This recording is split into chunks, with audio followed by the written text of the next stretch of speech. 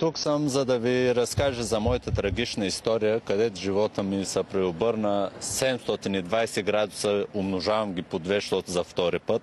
Като вентилатор ви се върти живота? Така е, за съжаление. Значи на 19 април, т.е. миналия петък, ме спира един патрул за проверка и след проверка на алкохолен тест с дрегер има отчета отрицателен резултат. След това ми направиха тест за наркотици с един драгчек апарат 5000, където се води, и показа положителен резултат.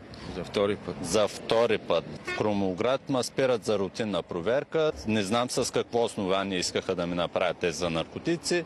Има отчете положителен резултат там за някакви, не знам даже и какви вещества. Задържаха ме за 24 часа, отнеха ми книжките, резултатите от кръвната проба